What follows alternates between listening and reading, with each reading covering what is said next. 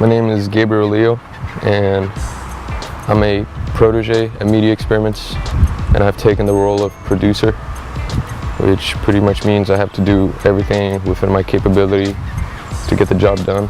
So when I joined high school, I was living by myself and I was self-enrolled, and I had my own apartment. Now, how old were you? I was 18, and I turned 18 on March 21st, 2008, and I moved to Texas in August. So pretty much from 18 to 19 in senior year, I had my own apartment. And what was that like? That was not a good idea. There was an elective called Independent Studies of Video Technology, and when I first came to school, I met Humberto Perez, and to me that was it. That was like the biggest playground in a small room with a bunch of Macs, video cameras, other people.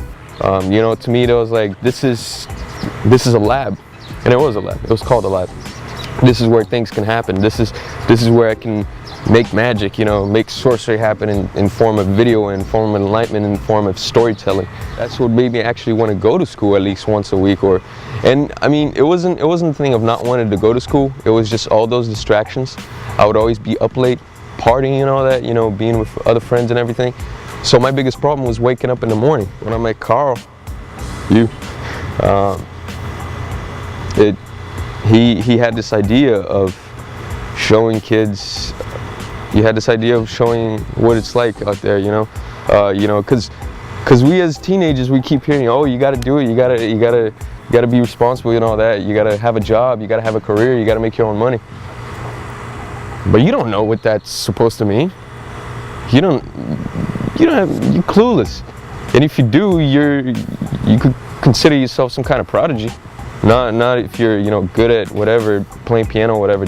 Just for the fact, if you know what you got to do, if you know what it's like, if you witness it, and you're really young, then you know you got a leg up. You're doing good. But you know, the masses, the majority of the masses don't know. And you know what he did was, what you did. You brought us to these places. You brought us to places where they were actually, you know, getting a 9 to 5, you know, sometimes not even that. Sometimes it was free for all, where they had to come in and do their own job in the media industry. And it's something that related to what we were doing. That started like making, at least me, and I'm sure a lot of people, to replan, to rethink their goals or whatever they thought they were goals. And even when you think you don't have goals, that you don't care, that you just, you know, laid back, that you just don't care and you're just gonna let life take over, you do have goals.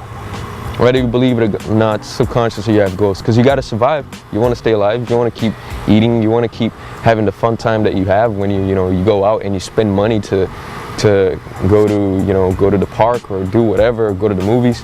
And you know, we as teenagers sometimes we don't make that connection, that it's all a full circle. It's all a full circle.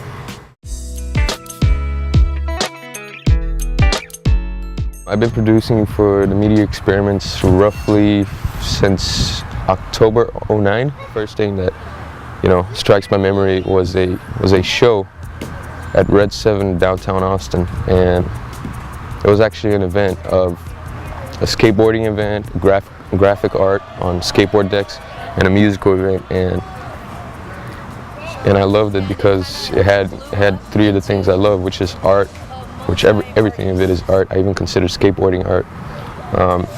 It was art, music, and skating. It took a long time to finish it, but I was proud of myself when I actually got it done. I searched for guidance when I was stuck editing, which is really my weakest point, I'd say, and probably my biggest potential. But it turned out good. I got paid.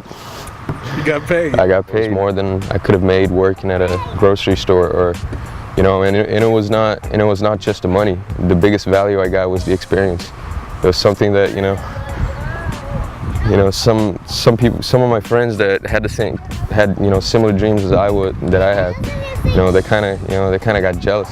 I used to think the hardest thing to be a producer was to deal with people or whoever you're delegating, I'd say, but I've learned that the hardest person to deal with is myself, and learning how to take ownership and responsibility for my duties and for my life. The more doors you knock on, the more will open. And you know, I just want to keep knocking. And the more I knock, I know that eventually the right opportunities that will provide me with my needs, my monetary, my financial needs of having my own car, having my own place, having my own camera, having my own equipment, you know, that's where I want to be at. I want to be able to have all that and be fully independent.